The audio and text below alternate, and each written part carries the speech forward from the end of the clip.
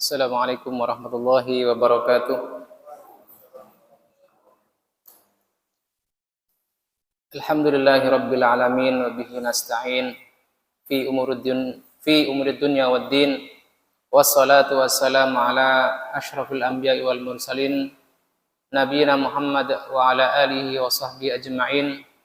Asyhadu an la ilaha illallah wahdahu la syarika lah wa asyhadu anna Muhammadan abduhu wa rasuluhu, amma ba'd. Jamaah Masjid Muhammad Ramadan, a'azzani Allah wa iyyakum. Alhamdulillah, kita kembali bermujalasah dalam majelis yang mulia ini. Semoga kita termasuk dari apa yang dikatakan dalam sebuah pepatah atau dalam kata-kata bijak, lan tanalal ilma birahatil jism. Tidaklah engkau akan mencapai ilmu dengan badan yang berleha-leha. Yang mana kita diuji saat ini dengan adanya cuaca yang tidak menentu, ya, kadang hujan, kadang tidak. Apabila kita menginginkan ketika belajar itu hanya ketika nyaman, maka tentunya kita akan terpaut atau terluput dari banyak ilmu yang disampaikan dalam majelis yang mulia ini. Ada pepatah lain yang mengatakan al ilmu la yu'tika ba'dahu hatta yu'tihi kullah. Ilmu itu tidak akan memberikan untukmu sebagiannya sampai engkau mencurahkan seluruh potensimu semuanya. Al ilmu la yu'tika ba'dahu hatta tu'tihi kullah. Ilmu tidak akan memberikan sebagian dari bagiannya sampai kita mencurahkan segala potensi kita, segala energi kita untuknya. Bagaimana lagi apabila kita hanya memberikan untuk ilmu sebagiannya saja di saat kita senggang saja. Ya. Makanya ketika kita berusaha untuk tetap datang di majelis yang mulia ini, semoga Allah Subhanahu wa taala memberkahi usaha kita, menjadikan ilmu yang kita tuntut, yang kita cari adalah bermanfaat, ya, dan berbarokah. Baik barokah dalam bentuk apa yang bisa kita ingat dan apa yang bisa kita amalkan. Malam ini kita akan masuk dalam bab ke-22 dari Kitabus Shalah.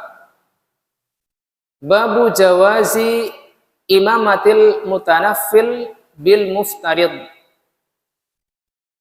Bab bolehnya keimamahan orang yang salat sunnah, yang salat sunnah nafilah, mengimami orang yang salat fardu.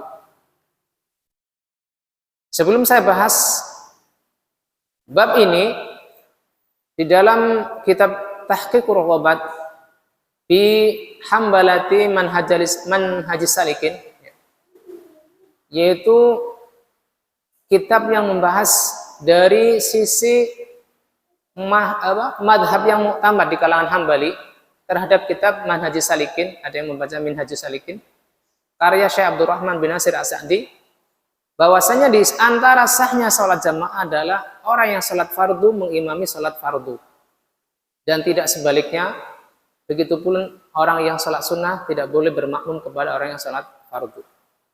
Tetapi pernyataan tersebut walaupun dikatakan mu'tamad dalam madhab Hambali, tetapi di sini Syekh Abdullah bin Abdurrahman Al-Basam rahimahullah ta'ala, yang mana beliau adalah termasuk dari kalangan yang bermadhab Hambali dengan catatan yang tidak ada tahqiq ataupun tarjih. Beliau menyatakan boleh orang yang sholat sunnah, sholat nafilah, mengimami orang yang sholat fardu. Hal ini dikuatkan oleh apa yang dikeluarkan oleh Al-Imam Abdul Ghani Al-Maqdisi pada hadis yang ke-112. Beliau rahimahullah ta'ala mengatakan, an Jabir bin Abdullah radhiyallahu anhuma, dari Jabir bin Abdullah, semoga Allah meridhai keduanya, anna Mu'adz bin Jabal, kana yusalli ma'a Rasulillah sallallahu alaihi wasallam al-isya al-akhirah. Sesungguhnya Mu'adz bin Jabal salat bermakmum di belakang Rasulullah sallallahu alaihi wasallam salat isya. Salat isya dalam waktu yang agak larut ya. Tsumma yarji'u ila qaumihi fayusalli bihim tilkas shalah. Lalu Mu'adz bin Jabal kembali ke kaumnya lalu salat mengimami mereka dengan salat isya tersebut. Hadis riwayat Bukhari nomor 700 dan Imam Muslim nomor 465. Kata Syekh Al-Basam rahimahullah taala, kanat manazilu Bani Salamata jama'ati Mu'adz bin Jabal al-Ansari kharijal Madinah. Bahwasanya rumah-rumah suku Bani Salamah yang mana mereka adalah makmumnya Mu'adz bin Jabal adalah di luar kota Madinah. Dan Mu'adz bin Jabal karena beliau memiliki semangat yang sangat kuat di dalam kebaikan, fakana yahrisu ala syuhudis salati ma'a Nabi sallallahu alaihi wasallam. Beliau bersemangat untuk hadir menyaksikan salat berjamaah bersama Rasulullah sallallahu alaihi wasallam. Summa ba'da an yu'addi al-faridata khalfan Nabi sallallahu alaihi wasallam, kemudian tatkala beliau selesai menunaikan salat fardu, ya dalam hal ini adalah salat isya di belakang Nabi sallallahu alaihi wasallam, yakhruju ila qaumihi fayusalli bihim tilka shalah. Maka beliau keluar dari Masjid Nabawi, pulang ke kaumnya dan mengimami salat isya, ya mengimami mereka salat isya. Fatakunu nafilatan bihaqqihi, maka salat isya ini menjadi nafilah bagi Mu'adz bin Jabal, faridatan bihaqqi qaumihi, tetapi salat isya itu tetap fardu karena mereka belum mengerjakan salat isya. Wa kana dzalika bi ilmin Nabi sallallahu alaihi wasallam fayuqirruhu alaihi. Dan hal ini tentunya sepengetahuan Nabi sallallahu alaihi wasallam karena saat itu beliau masih turun wahyu kepada beliau. Apapun yang terjadi yang diamalkan oleh para sahabat adalah dikabarkan oleh Allah Subhanahu wa taala. Ya. Itu diantara kemukjizatan Nabi sallallahu alaihi wasallam. Walaupun beliau tidak melihat langsung, apabila ada hal-hal yang keliru dari kalangan para sahabat, maka turun wahyu yang memberitahukan hal tersebut kepada Nabi Muhammad sallallahu alaihi wasallam. Contohnya apa? Contoh orang yang akan sholat malam terus-menerus, tidak akan tidur, yang akan puasa terus-menerus sepanjang tahun dan tidak akan menikahi wanita. 3 orang tersebut berbicara di belakang Nabi sallallahu alaihi wasallam, tidak berbicara di hadapan beliau. Tetapi beliau tahu bahwasanya mereka berkata demikian dan demikian. Hal itu karena diberitakan oleh Allah Subhanahu wa taala. Begitupun apa yang terjadi pada Mu'adz bin Jabal ini. Kita masuk pada perselisihan ulama mengenai hal ini. Ikhtalafa fi sihhati imamatil mutanaffil bil muftarid. Diperselisihkan ya. Ukhtulifa fi sihhati imamatil mutanaffil bil muftarid. Bahwasanya keabsahan imam yang sholat sunnah mengimami orang yang sholat fardhu ini diperselisihkan. Fadzhaba Zuhri wa Malikun wal Hanafiyatu ila adami sihhati dzalik. Al-Imam Zuhri, Muhammad bin Muslim Az-Zuhri, Imam Malik, kemudian kalangan Hanafiyah berpendapat bahwasanya hal itu tidak sah. Wa huwal masyhur anil Imami Ahmad, dan ini juga termasuk salah satu pendapat dari Imam Ahmad. Dikatakan bila kata masyhur berarti Imam Ahmad memiliki 2 pendapat, dan ini pendapat yang terkenal di kalangan murid-murid beliau. Wakhtarahu aksaru ashabihi, dan ini diikuti oleh kebanyakan murid-murid beliau. Mustadillina biqaulihi ta'ala, innama ju'ilal imamu liyu'tamma bihi fala takhtalifu alaihi. Mereka berdalilkan dengan hadis, hanyalah dijadikan imam adalah untuk diikuti. Fala takhtalifu alaihi, maka janganlah kalian sebagai makmum menyelisihinya. Lalu mereka beristidlal waqtilafu niyatil makmum anhu ikhtilafu alaihi. Maka bedanya niat makmum dengan imam adalah termasuk penyelisihan terhadap imam. Ini menurut pendapat pertama. Adapun kelompok ulama yang kedua, di antara mereka atau Al-Imam Al-Auza'i, Al-Imam Asy-Syafi'i, Abu Thawr, wa huwa riwayatun qawiyatun 'anil Imam Ahmad annaha tasih. Dan ini juga termasuk salah satu pendapat Imam Ahmad yang lain. Tetapi ini tidak terkenal dari kalangan murid-murid beliau rahimahullah. Bahwasanya berbedanya niat antara imam dan makmum adalah sah. Wakhtaraha Syekhul Islam Ibnu Taimiyah, dan ini dipilih oleh Syekhul Islam Ibnu Taimiyah, berdalilkan dengan hadis Mu'ad ini, ya, dengan hadis Mu'ad bin Jabal yang kita bahas. Fa innahu kana yusallil fardhata khalfan nabi fi masjidihi sallallahu alaihi wasallam. Tsumma yakhruju ila qaumihi fa yusalli bihim. Dan ini sangat kuat ya untuk pendapat kedua ini, yang mana Nabi sallallahu alaihi wasallam pun tahu dan beliau tidak mengingkarinya. Wa minal ma'lum anna ihda salataihi naflun. Sebagaimana diketahui, salah satu di antara salat yang beliau kerjakan, yang Mu'ad ini adalah salah satunya pasti sunnah. Nggak mungkin mengerjakan dua salat fardu dengan jenis yang sama dalam satu hari dua kali. Fala budda an takunal akhira li wujuhin katsira. Tentunya yang sunnah adalah salat kedua yang dikerjakan oleh Mu'ad bin Jabal. Alasannya kenapa salat kedua itu salat sunnah? Menurut haknya Mu'ad, yang pertama adalah annal ula lati bari'at biha dhimmatu hiya salatuhu ma'an nabi sallallahu alaihi wasallam. Yang pertama adalah sebagai bentuk melepaskan tanggung jawab, apalagi ini salatnya bersama Nabi Muhammad sallallahu alaihi wasallam. Tentunya orang yang mempunyai kesempatan bermakmum kepada Nabi tidak menyia-nyiakan salatnya untuk dijadikan niat salat sunnah. Tetapi salat pertama yang digunakan, yang diniatkan sebagai salat fardu.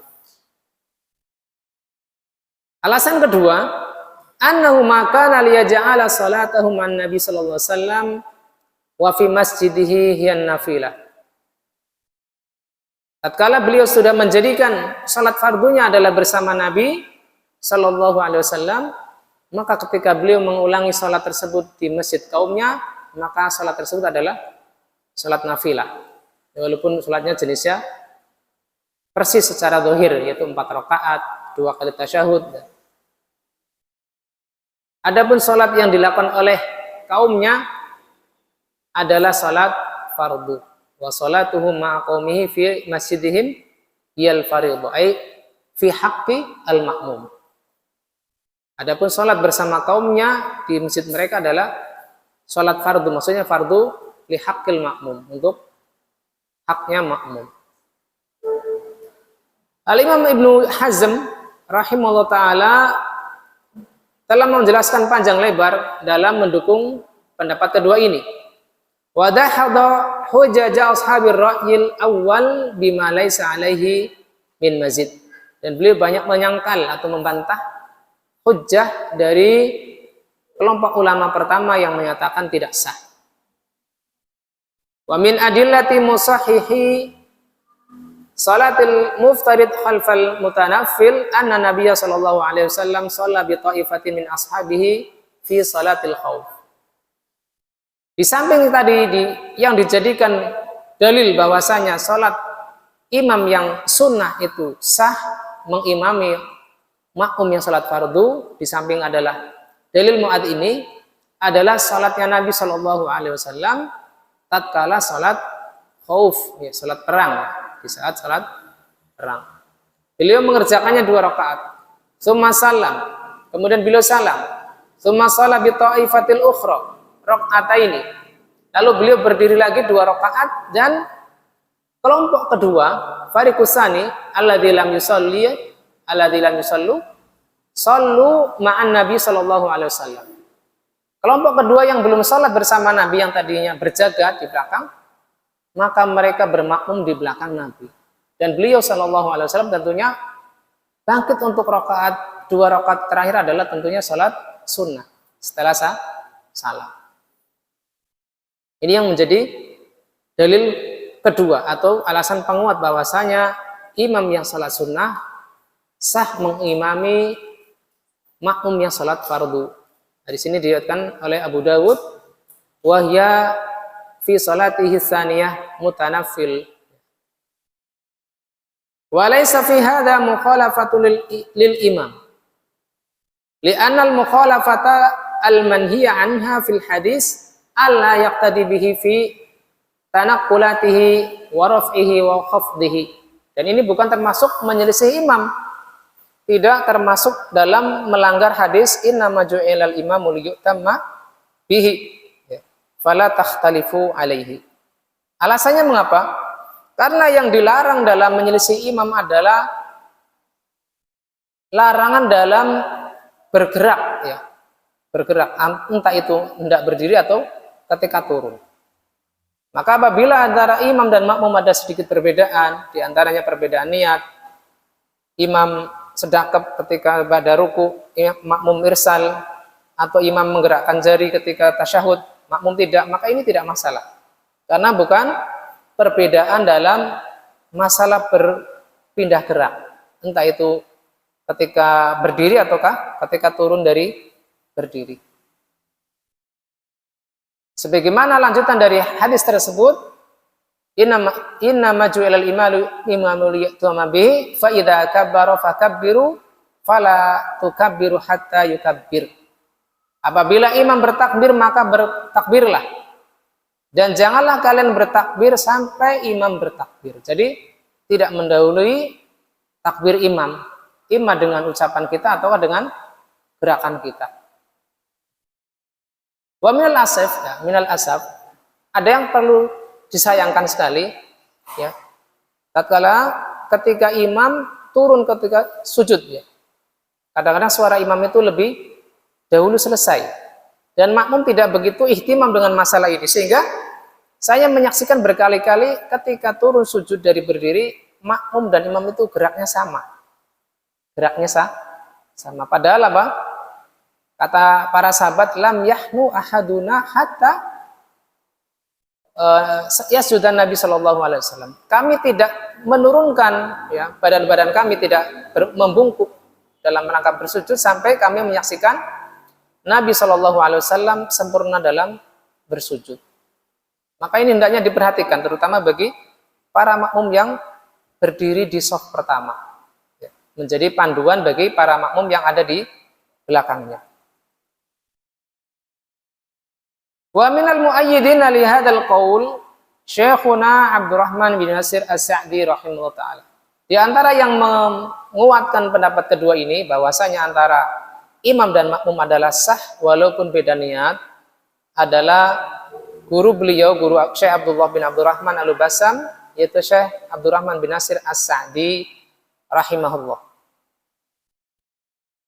Pelajaran dari hadis ke-112 ini, yang pertama adalah jawazu imamatil mutanaffil bil muftarid wa annahu laysa minal mukhalafati al manhiyi anha. Boleh menjadi imam yang sholat sunnah mengimami sholat fardu, dan ini bukan bentuk penyelisihan makmum terhadap imam, dan bukan termasuk penyelisihan makmum terhadap imam. Bolehnya keimamahan imam yang sholat sunnah mengimami makmum yang sholat fardu. Yang kedua, jawazu imamatil muftarid bil mutanaffil. Boleh imam yang sholat fardu mengimami makmum yang sholat sunnah. Ini berarti sebaliknya dengan apa yang terjadi atau kasus yang terjadi pada Mu'adz bin Jabal. Kalau tadi kan Mu'adz adalah beliau sholat sunnah menjadi imam bagi makmum yang sholat fardu. Adapun faidah kedua adalah boleh bagi imam yang sholat fardu mengimami makmum yang sholat sunnah. Semisal apa? Misal ada jamaah yang ketinggalan sholat jamaah sama sekali, tidak ada teman lagi. Lalu kita ingin bersedekah kepada jamaah tersebut dengan mempersilakan dia menjadi imam. Lalu kita sholat sunnah ba'diyah maghrib, maka ini boleh. Tentunya ketika imamnya berdiri untuk rakaat ketiga, kita mutafariqah, memisahkan diri dari jamaah dan sholat salam terlebih dahulu, atau mungkin kita menunggu imam sampai selesai tasyahud kedua. Dan ini tidak mengapa. Bi tariqil aula, ya. Dan ini tentu lebih boleh lagi. Wong yang tadi menjadi imam dia salat sunnah saja boleh, apalagi kita yang menjadi makmum adalah salat sunnah bermakmum kepada imam yang salat fardu. Yang ketiga, jawazu i'adati salatil maktubah. Boleh mengulang salat yang diwajibkan. La siyama idza kana hunaka maslahatun. Idza kana hunaka maslahatun. Terutama apabila ada manfaat atau maslahat. Semisal diulangnya salat Mu'adz bin Jabal di hadapan kaumnya. Bi an yakuna qari'an fayaumu ghayra qari'. Semisal orang yang sudah salat fardu, lalu dia karena hafalannya banyak, maka dia dijadikan imam bagi kaumnya, yang mana kaumnya tersebut tidak ada yang fasih membaca Al-Quran. Au yadkhulul masjidah ba'da an shalla munfaridan, atau dia sudah salat sendiri, salat fardu, lalu dia saat masuk ke masjid, fayajitu jama'atan fa salatuhu ma'hum tukmilu naqsa salatihil ula wahdahu. Lalu jamaah tersebut meminta dia menjadi imam, maka boleh dia maju untuk menjadi imam, mengimami mereka walaupun dia sudah salat fardu sendirian. Ya, misalkan dia ketika mau pergi ke masjid salat asar, barangkali buru hujan, dia salat di rumah, lalu ada keperluan ke masjid, ternyata jamaah di masjid belum melaksanakan salat asar karena menunggu imamnya, maka ketika imam tersebut datang ke masjid, boleh makmum itu meminta dia untuk mengimami salat walaupun sudah menunaikan salat asar di rumah sendirian. Kita masuk bab ke-23, babu hukmi satri ahadil atiqina fi as-shalah. Bab hukum menutup salah satu pundak ketika sholat. Qala al-mu'alifu Syekh Abdul Ghani al-Maqdisi rahimahullah ta'ala al-hadisu salisa asyara ba'dal mi'ah. Hadis ke-113. Beliau rahimahullah ta'ala mengatakan an Abi Hurairah radhiyallahu anhu, dari Abu Hurairah semoga Allah meridhoinya, qala Rasulullah sallallahu alaihi wasallam, beliau mengatakan Rasulullah sallallahu alaihi wasallam bersabda, la yusalli ahadukum fis saubil wahid laisa ala atiqihi minhu syai'. Tidaklah salah seorang di antara kalian salat dengan satu baju yang tidak menutupi pundaknya sedikit pun. Ya, misalkan dengan menggunakan sarung. Hadis riwayat Al-Bukhari dan Muslim, yang mana sarung tersebut tidak menutupi pundaknya. Ya, apabila sampai ke pundak, tentu bagian bawah ketarik ke atas sehingga terlihat auratnya sampai ke lutut. Kata beliau dalam makna ijmali, yang diterangkan oleh Syekh Al-Bassam, al-matlubu minal musalli an yakuna ala ahsani hayatin. Yang dituntut dari orang yang salat adalah agar dia memberikan kaifiyah atau kondisi yang terbaiknya, memberikan penampilan terbaiknya.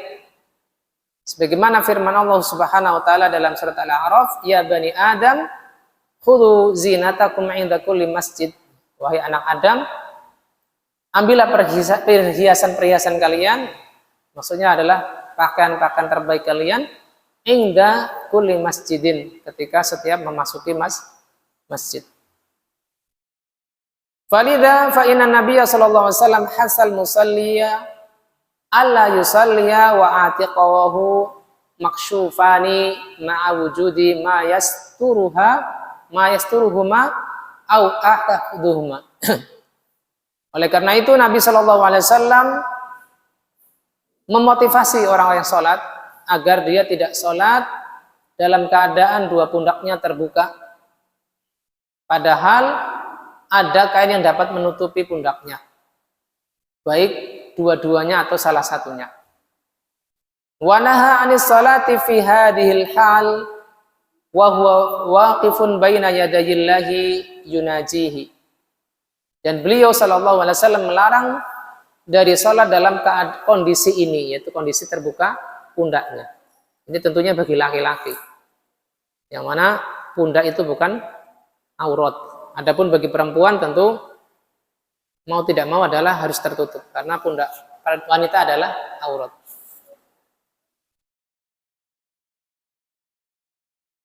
Sedangkan dia berdiri di hadapan Allah Subhanahu wa taala dalam rangka bermunajat. Lalu apakah larangan ini adalah larangan haram ataukah makruh? Maka kita lihat bagaimana penjelasan dalam ikhtilaf ulama. Qala rahimahullah ta'ala, dhahabal imamu Ahmadu fil masyhuri anhu ila wujubi satri ahadil atiqaini fis shalah. Al-Imam Ahmad dalam pendapat beliau yang terkenal menyatakan bahwasanya menutup salah satu pundak adalah wajib di dalam salat. Ma'a wujubi satrah atau sutrah. Akhdan bi dhahiri hadzal hadis alladhi ma'ana.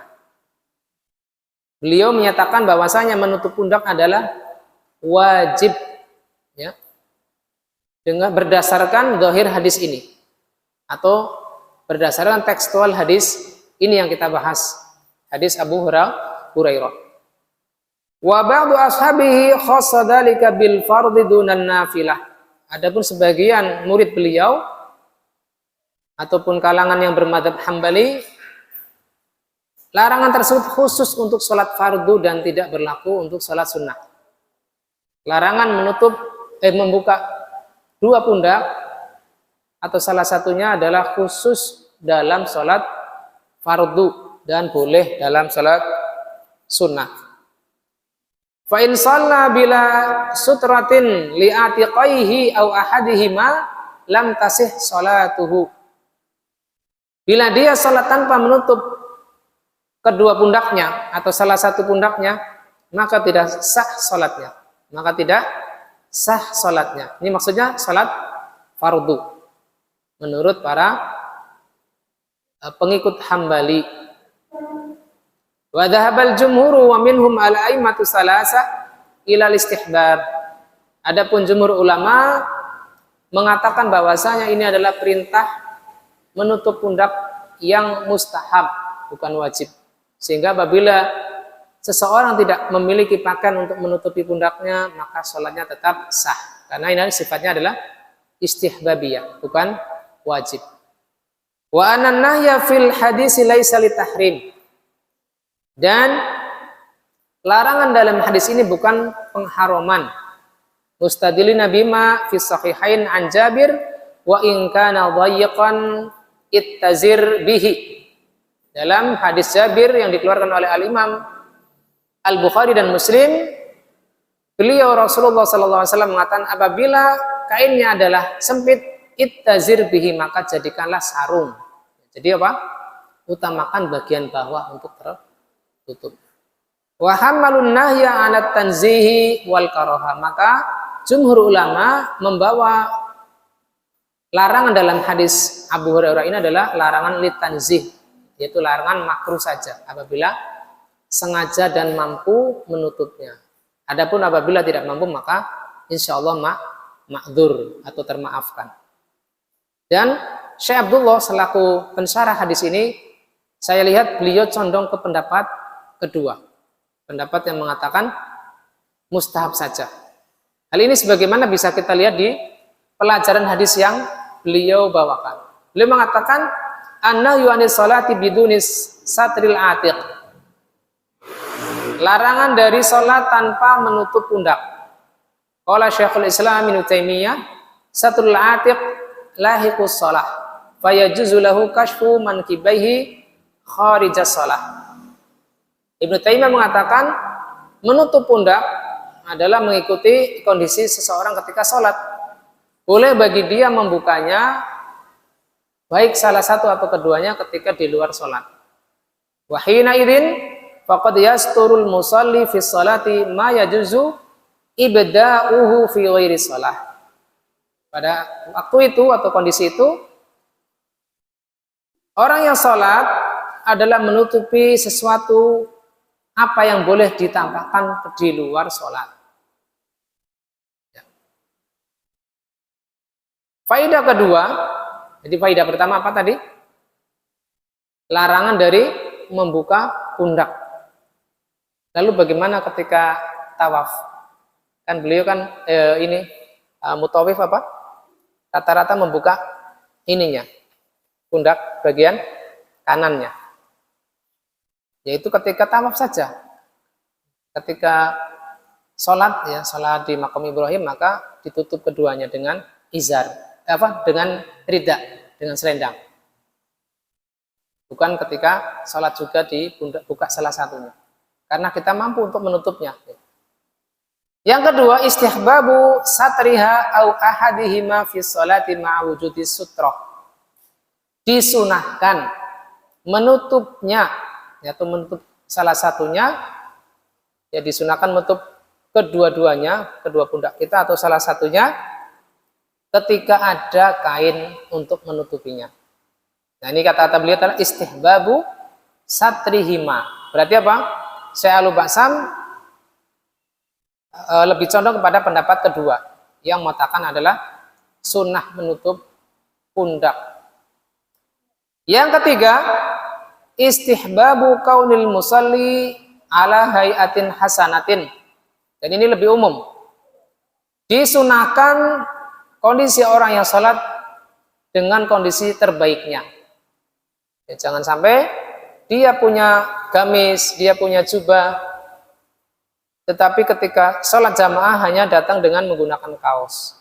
Ya, bagaimana dia bisa berpakaian sangat rapi ketika datang ke pekerjaannya menggunakan kemeja yang rapi? Ya, entah itu dia sebagai ketua sebuah lembaga atau sebagai karyawan. Tetapi ketika sholat fardu di masjid atau mushola, dia datang dengan hanya menggunakan kaos. Maka ini tentu tidak layak.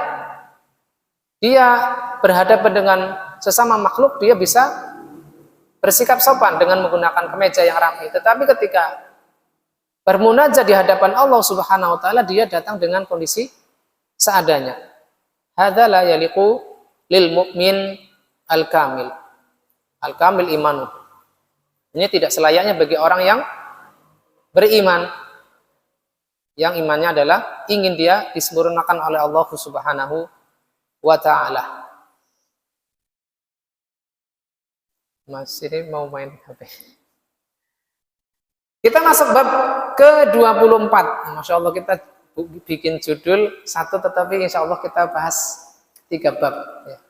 Yang nggak datang ngertinya kita bahas 1 bab saja. Makanya rugi. Karena kadang-kadang kalau sudah nggak datang, malas untuk buka rekaman yang di-share untuk Mas Rian. Mas Rian tidur apa enggak? Dia Masya Allah nasyad fil amal, fil nahar. Bab ke-24, babu maja'a fis sum wal basali wa nahwihima. Bab tentang bawang putih, bawang merah dan sejenisnya. Qala al-hadits rabi'a asyar ba'dal mi'ah. Al-Imam Abdul Ghani Al-Maqdisi rahimahullah ta'ala mengatakan hadis ke-114. An Jabir bin Abdullah radhiyallahu anhuma, dari Jabir bin Abdullah, semoga Allah meridhai keduanya, anin Nabi sallallahu alaihi wasallam. Selalu ya jamaah, apabila disebutkan nama Nabi maka kita berselawat, dan tidak apa-apa kita mengeraskan selawat kita sallallahu alaihi wasallam. Beliau bersabda, man akala suman au basalan falyatazilna aw liyatazil masjidana wal yaq'ud fi baitihi. Barang siapa makan sum, yaitu barang apa? Bawang putih, au basalan atau bawang merah, maka menyingkirlah dari kami. Dalam riwayat lain, hendaknya menyingkir dari masjid kami, yaitu masjid apa? Masjid Nabawi yang saat itu. Wal yaq'ud fi baitihi, dan hendaklah dia duduk di rumahnya. Maksudnya apa? Dia salat sendirian di rumah, nggak perlu datang berjamaah. Lalu dalam riwayat lain, wa utiya biqidrin fihi khadirat. Pada suatu saat didatangkan kepada Nabi sallallahu alaihi wasallam satu ranjang atau mungkin satu qidr, itu semacam panci besar yang di dalamnya ada sayur-sayuran. Min bukulin, ya, bukul itu disebutkan jamun baqal wa huwa kullu nabatin ihdarat bihil ardh, segala jenis tumbuhan yang tanah menjadi hijau, yang mungkin semacam bayam, kangkung dan lain sebagainya, pokoknya sejenis sayur-sayuran. Fawajadalah harihan, lalu beliau mendapati dalam sayuran tersebut ada bau. Fasa'al, maka beliau bertanya, wa ukhbira bima fiha minal bukul, maka para sahabat mengabari beliau, memberitakan bahwasanya itu hanya sayur-sayuran. Maka beliau bersabda, qarribuha, ya, datangkan dekatkan sayur-sayuran tersebut, ila ba'di ashabihi kanama, agar sayur-sayuran tersebut didekatkan kepada para sahabat yang ada bersama beliau. Falamma ra'ahu kariha aklaha qala kul, tatkala beliau mulai merasakan sesuatu yang beliau tidak sukai untuk beliau makan, ya, dari aromanya, maka beliau mengatakan, bersabda, makanlah. Wa inni unaji man la tunaji, karena aku sedang bermunajat dengan apa yang kalian tidak bermunajat dengannya. Hadis riwayat Al-Bukhari dan Muslim. Di sini disebutkan gharibul hadis atau kosakata asing. Qidr adalah huwal wi'a'ul ladzi yatbakhu fihi. Qidr adalah wadah yang digunakan untuk memasak, yaitu berarti panci, ya, dan lain sejenisnya. Khadirat adalah wahidatu khadra, ya, wahyal baqala al khadra, sayur-sayuran. Bukul tadi sudah saya sebutkan, artinya yaitu segala jenis tanaman yang membuat tanah itu menjadi hijau. Hal ini sebagaimana disebutkan oleh Ibnu Faris rahimahullah ta'ala. Unaji, ya, unaji dikatakan Ibnu Faris, an-najwa asiru bainas naini. An-najwa itu adalah rahasia di antara dua hal. Wa najaituhu, dan aku bermunajat, artinya lah ikhtasastu bimunajati, aku khususkan dengan munajatku. Ini secara bahasa. Maka yang dimaukan oleh Nabi Shallallahu Alaihi Wasallam ketika beliau mengatakan fa inni unaji man la tunaji adalah aku sedang bermunajat kepada Allah Subhanahu Wa Taala. Itu beliau bermunajat tidak hanya dalam kondisi sholat, kan beliau bermunajat dalam kondisi sedang berbincang-bincang dengan para sahabatnya. Sehingga saat itu beliau tidak suka untuk makan hal-hal yang membuat para malaikat terganggu. Sudah adzan Pak Qasim? Oke, kita jeda sejenak untuk mendengarkan adzan Isya. Wassallallahu ala nabiyyina Muhammadin wa ala alihi washabihi wasallam wa akhiru da'wana alhamdulillahi rabbil alamin.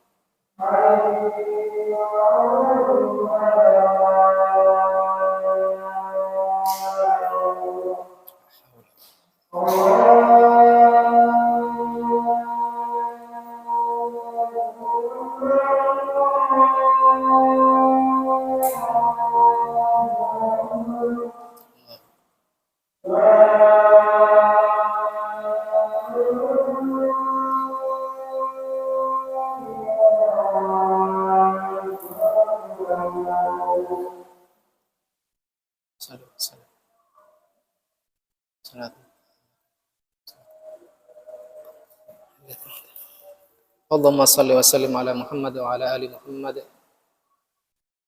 Alhamdulillahi wassalatu wassalamu ala Rasulillah wa ala alihi wa sahbihi wa man walah.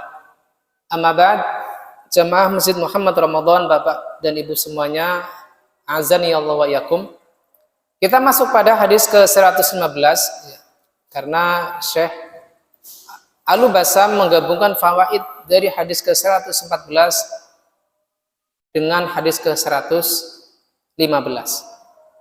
Kata Syekh Abdul Ghani Al-Maqdisi rahimahullah ta'ala, an Jabir radhiyallahu anna Nabiya sallallahu alaihi wasallam qala. Dari Jabir, semoga Allah meridainya, bahwasanya Nabi sallallahu alaihi wasallam bersabda, man akala al-basala awis suma awil kuros fala yaqrabanna masjidana. Barang siapa makan basal, bawang merah, awis suma atau bawang putih, awil kuros yaitu bawang bakung atau bawang kucai atau bawang pre gitu, bawang daun itu, maka janganlah sekali-kali mendekati masjid kami. Fa innal malaikata tata'adza mimma yata'adza minhu banu al-insan. Karena para malaikat terganggu dengan apa saja yang manusia itu terganggu dengannya. Wa fi riwayatin banu Adam, bukan banul insan. Dalam riwayat yang lain, fa innal malaikata tata'adza mimma yata'adza minhu banu Adam. Karena para malaikat akan terganggu dengan apa saja yang manusia itu terganggu dengannya. Makna umum dari hadis ini bahwasanya al-madlubu an yakunal musalli ala ahsanir raihatin wa atyabiha. Bahwasanya orang yang sholat itu dituntut dalam kondisi terbaik dan aroma terbaik ketika dia sholat, terutama idza kana yuridu ada as-salati fil majami'il ammah, terutama apabila dia ingin menunaikan salat di tempat-tempat umum, imma di masjid, imma di mushola, atau ketika dia di lapangan ketika penunaian salat Id. Oleh karena itu Nabi Shallallahu Alaihi Wasallam memerintahkan man akala suman au basolan nai'aini an yatajannaba masajidal muslimin. Nabi Shallallahu Alaihi Wasallam memerintahkan orang yang makan bawang putih atau bawang merah yang mentah agar menjauhi dari masjid-masjid kaum muslimin. Jadi di sini ada istisna, ada pengecualian. Apabila kita makan bawangnya adalah sudah dimasak, sudah dicampur dengan sayuran yang matang, ya sudah dimasak, maka insya Allah tidak mengapa. Karena aromanya sudah jauh berkurang dari saat kita memakannya dalam mentah-mentah, ya, saat kondisinya mentah. Wa yu'addi salatahu fi baitihi, apabila dia makan bawang putih ataukah bawang merah dan sejenisnya dan aromanya sangat mengganggu, maka dia hendaknya menunaikan salat di rumahnya.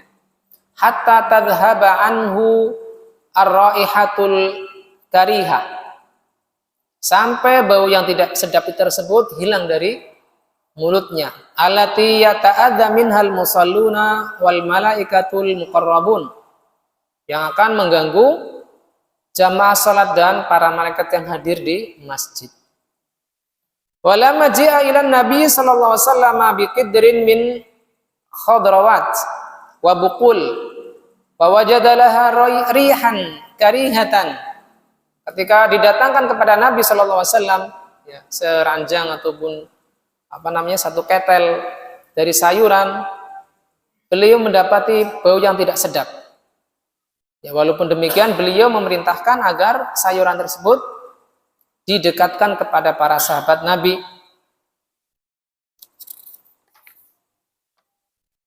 Lalu para sahabat itu merasa enggan untuk mengkonsumsinya. Mengapa?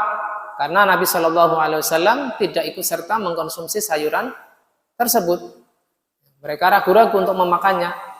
Maka Nabi Shallallahu Alaihi Wasallam fa'akhbarahu annaha laysat bi muharramatin, bahwasanya sayuran yang bau tersebut tidaklah haram.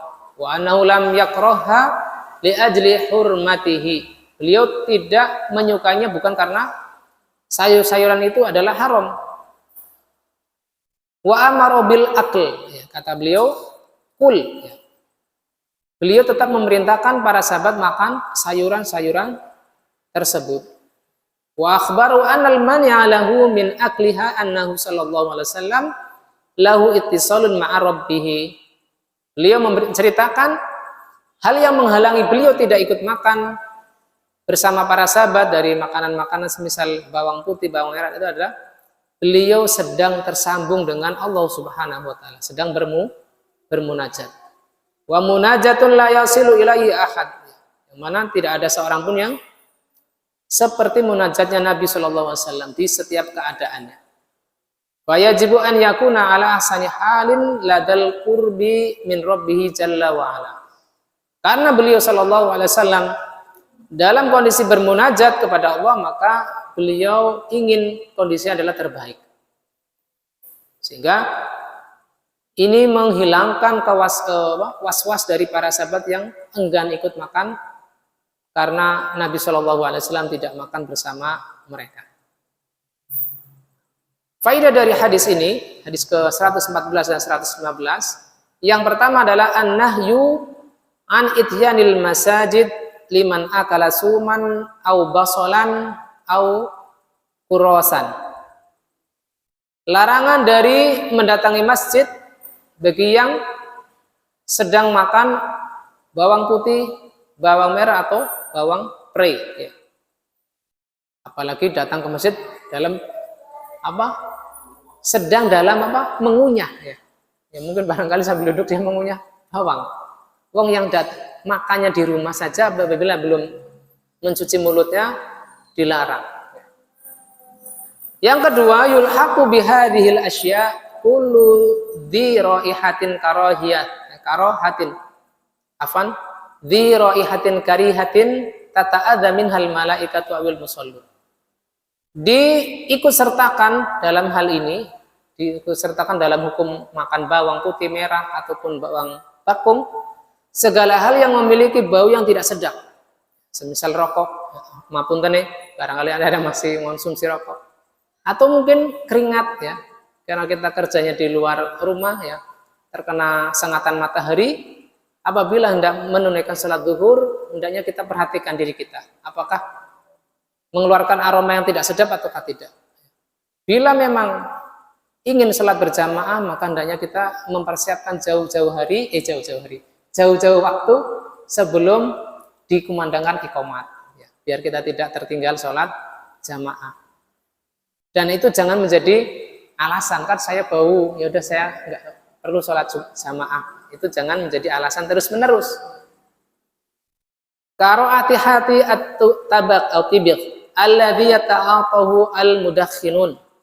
Semisal bau tembakau yang dihisap oleh orang-orang yang suka merokok. Fa'ala man ibtuliya bihi alla yata'atahu inda dhahabihi ilal masjid. Barang siapa yang sudah kecanduan dengan rokok, hendaknya dia tidak menghisap rokok ketika hendak pergi ke masjid. Wa an yunadzifa asnanahu wa famahu hatta yaqta raihatahu au yukhaffifaha. Dan hendaknya dia membersihkan gigi dan mulutnya sehingga bisa memutus aroma yang tidak sedap ataupun meringankan aromanya. Aromanya yang sangat kuat itu bisa sedikit dikurangi apabila dia bersiwak ataupun sikat gigi dengan pastanya. Yang ketiga, karahatu akli hadil asya liman alaihi hudurus sholati fil masjid. Dimakruhkan makan hal tersebut yang disebutkan dalam hadis ketika dia ingin hadir dalam masjid. Li'alla tafutahu al jamaah fil masjid. Dimakruhkan memakan hal tersebut bila ingin hadir dalam masjid. Agar apa? Agar dia tidak banyak tertinggal dari salat jamaah. Malam yakulha hilatan ala isqatil hudur fayahrum. Apabila dia makan hal-hal tersebut dari bawang putih, bawang merah dan sejenisnya sebagai alasan untuk tidak hadir di masjid agar salat jamaahnya itu gugur atas dirinya, maka makan bawang putih dan sejenisnya itu adalah haram. Karena apa? Dia menjadikannya sebagai alasan agar tidak diwajibkan sholat jamaah. Lalu apakah rokok menjadi makruh? Tetap haram. Beda kalau bawang putih, bawang merah kan secara kedokteran tidak ada mudarat secara kedokteran. Justru banyak manfaatnya. Berbeda dengan rokok. Rokok itu secara kedokteran itu racunnya banyak. Ribuan mungkin, sehingga secara hukum tidak bisa disamakan dengan kemakruhan barang-barang yang disebutkan dalam hadis ini. Yang keempat, hikmatun nahyi an ityanil masajid alla yata'adza bihal malaikatu wal musallun. Rahasia dari larangan mendatangi masjid ya, agar tidak mengganggu malaikat dan orang-orang yang sholat. Dan ini sifatnya tentunya umum. Apakah dengan aroma kita, ataukah dengan suara gaduh kita, terutama bagi anak-anak. Kadang-kadang sudah iqamat, sudah dibacakan Al-Quran, mereka datang ke masjid dalam suara yang gaduh. Nah, tidak peduli ada orang yang sholat jamaah sudah mulai sholat, tetapi mereka datang ke masjid dalam keadaan yang riuh rendah. Ini tentunya tidak selayaknya mereka lakukan. Jadi apa saja mengganggu orang-orang yang sholat, tentunya kita hendaknya menghindari, entah itu dengan aroma, dengan itu tadi suara, dan lain-lain. Atau mungkin dengan baju yang bergambar, ini juga mengganggu. Bahkan ada ustadz yang sampai melarang meletakkan merek sarung itu di belakang. Ya, karena terganggu ketika salat Allahu Akbar melihat sarung di depannya mereknya titik-titik ya, saya sebut merek karena nanti jadi iklan. Apa yang merek lokal atau merek impor. Sampai demikian. Ya kalau kita tidak terganggu tidak masalah. Tetapi mungkin barangkali ada jamaah yang suka iseng baca merek sarung ya, makanya kita meletakkan mereknya di depan atau di samping biar tidak terbaca orang yang sholat di belakang kita. Terutama yang mereknya bagus ya, yang harganya ratusan ribu itu kadang-kadang bikin iri ya. Kesenjangan sosial. Kan ada yang harganya satu sarung itu sampai jutaan, ada kan? Iya. Nomor 5, annahyu 'anil idza'i bikulli wasilatin.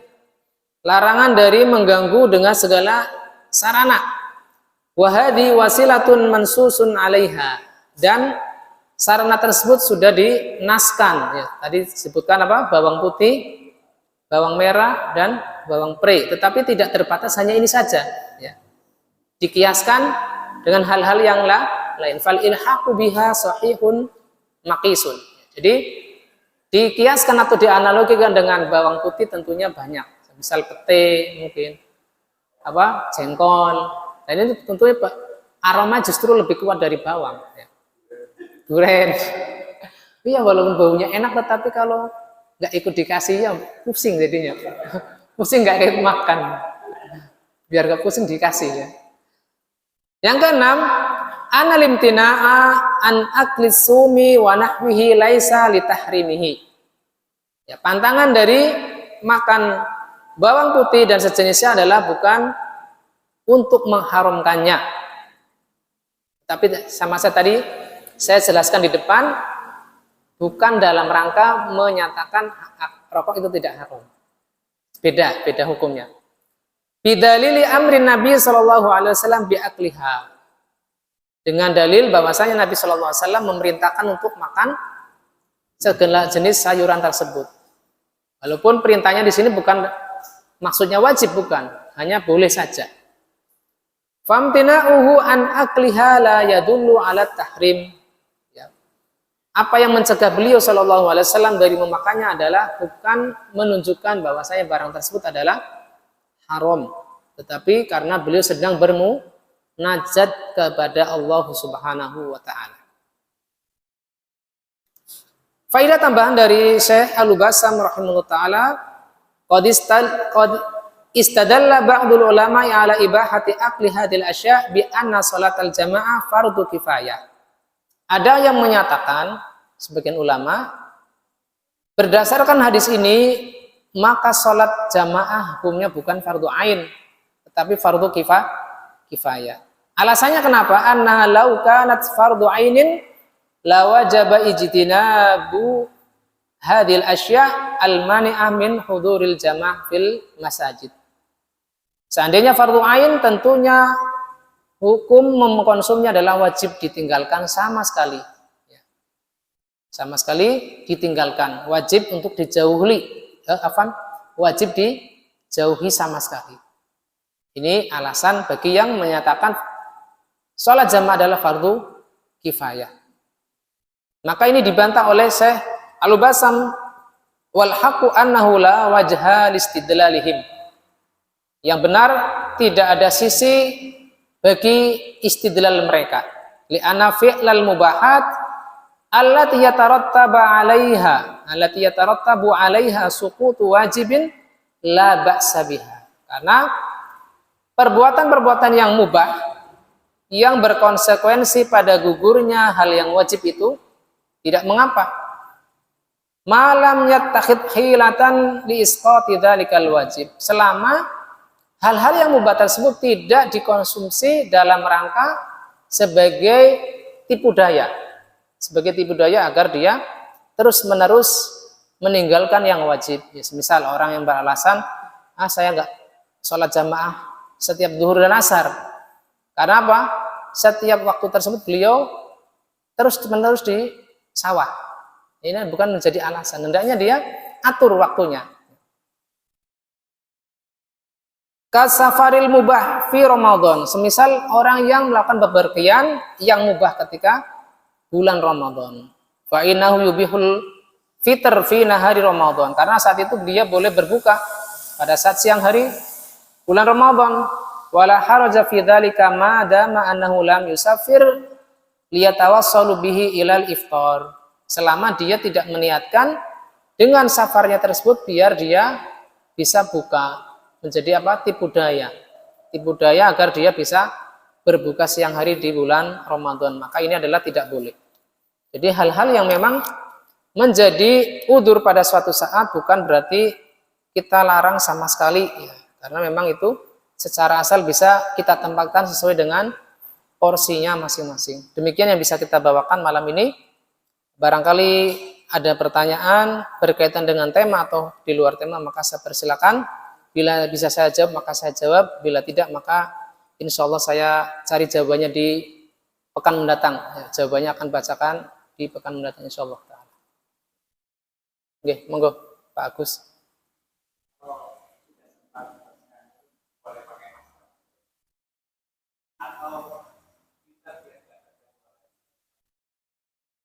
Baik, jazakallahu khairan. Memakai masker ketika sholat pada asalnya makruh, kecuali ada alasan yang syar'i, ya, semisal sedang sakit, maka dia tidak mengapa menggunakan masker. Begitu pula mungkin menjadi alasan ketika dia tidak mampu membersihkan secara maksimal. Ya, walaupun ketika kita wudhu tentunya bisa menggosok gigi kita agar aroma tersebut bisa berkurang. Bila dengan tangan tidak cukup, boleh dengan kain dan lain sebagainya yang lebih kuat ya, menghapus asar atau pengaruh dari makanan tersebut. Fa insyaallah la ba'sa bihi insyaallah. Tentunya dengan penggunaan yang tidak terus-menerus, karena hukum asal dari menutup wajah ketika sholat adalah makruh. Wallahu ta'ala a'lam.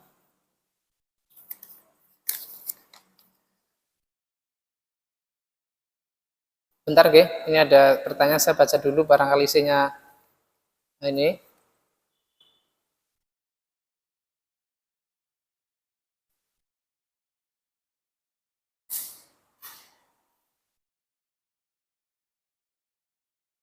Bismillah, saya bacakan mungkin ini karena berkaitan dengan maslahat sebagian pengunjung pengajian. Assalamualaikum, waalaikumsalam warahmatullahi wabarakatuh. Afan Ustadz, ana izin bertanya, ada rombongan ummahat dari Pemalang. Pemalangnya ini mana Bu? Pemalang Kota atau Pemalang Comal? Insya Allah Pemalang Kota nggih. Yang ikut kajian di luar Pemalang. Oh iya, berarti ini dari Pemalang keluar Pemalang. Dan sebagian tidak bersama mahramnya, kajian rutin, dan setelah kajian mampir jalan-jalan.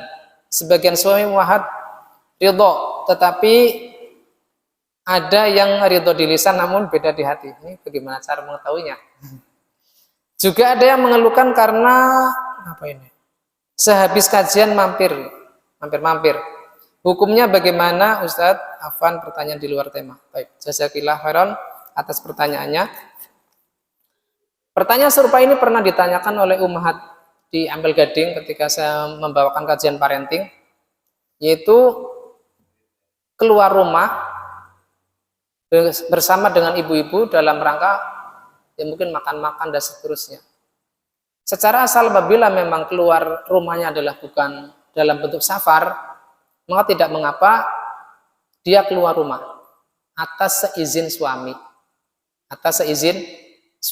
Ya, misal dia mau belanja, mau jemur pakaian, insya Allah tidak mengapa.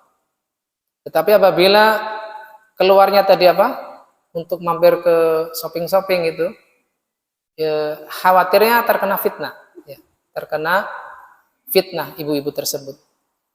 Ima dia terfitnah dengan laki-laki di luar, naudzubillah, ya, atau dia menjadi fitnah bagi para lelaki, ya, sebaliknya. Dia terfitnah dengan lelaki atau dia menjadi fitnah bagi laki-laki yang lain. Tentunya yang terfitnah dengan mereka ya sesama orang yang sudah pengajian. Biasanya kalau orang yang sudah ngaji tertariknya dengan sesama yang sudah ngaji, yang pakai jubah, yang walaupun sudah melihat afan ya, wanita yang membuka auratnya bagaimanapun tidak tertarik. Tetapi ketika melihat ummahat yang pakai rapi, pakai jubah, pakai cadar, justru lebih tertarik ya, karena itu adalah godaan setan. Ya tentunya apabila tadi dikatakan kajiannya di luar Pemalang, ya di luar kota, ahsan bersama mahramnya. Sebagai nasihat saya pribadi, dan juga untuk umat sekalian agar menyertai mahramnya. Lalu bagaimana ketika mahramnya tidak ikut serta? Maka hendaknya dia bersabar, ya, mengambil kajian yang ada di internet. Ini sebagai nikmat Allah Subhanahu wa taala, karunia Allah Subhanahu wa taala agar para ummahat lebih melazimi rumahnya.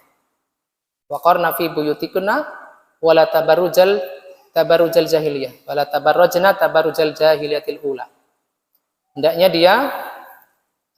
senantiasa di rumahnya dan jangan bertabarruj atau bersolek seperti bersoleknya wanita-wanita jahiliyah pada zaman dahulu. Ya, ini mungkin sebagai fenomena yang sebagian kita para umat bermudah-mudahan keluar.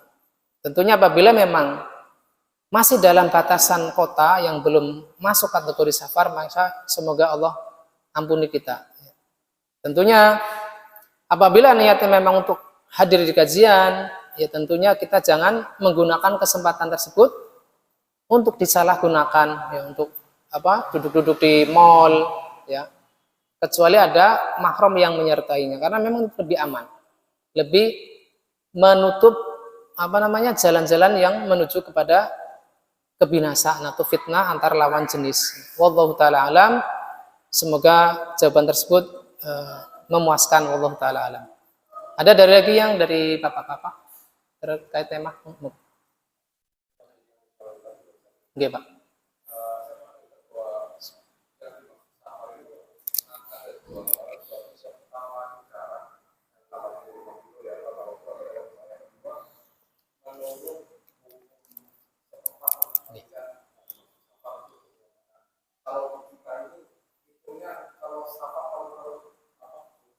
Huruf.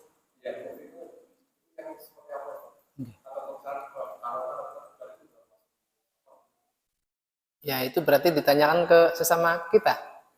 Bagi yang sesepuh-sepuh gitu, Pak. Kalau safar itu untuk kebiasaan kita bagaimana, Pak? Ini, Pak Mahfud. Keluar kota, gitu.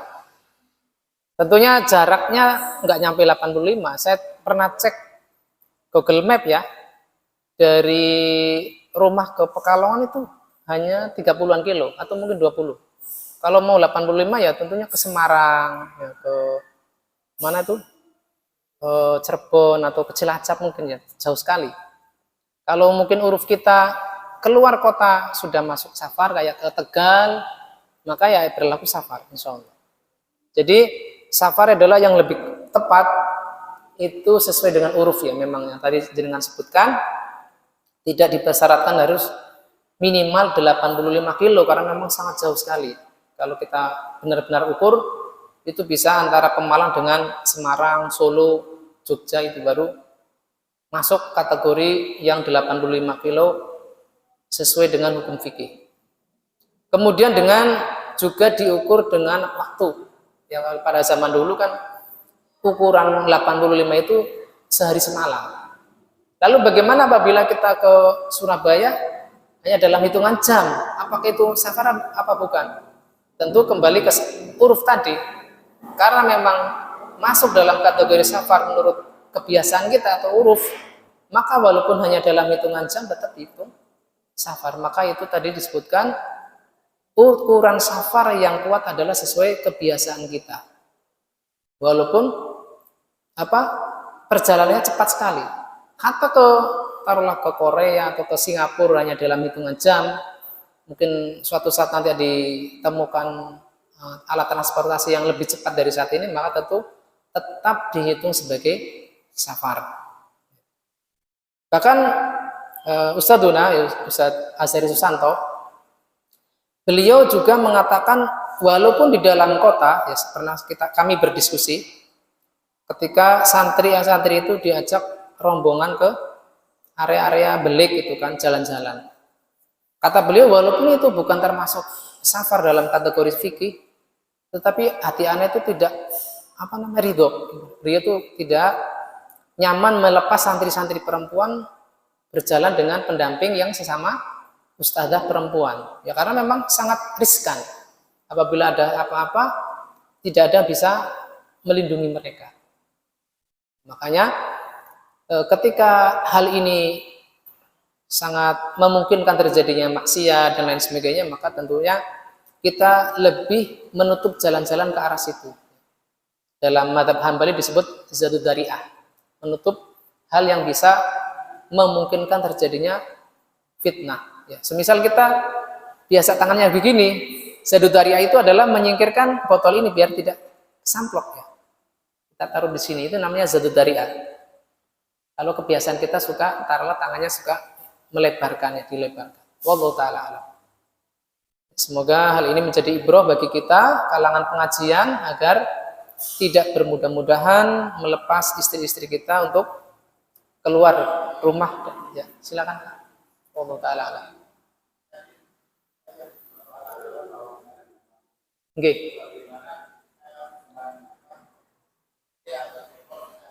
Nggih.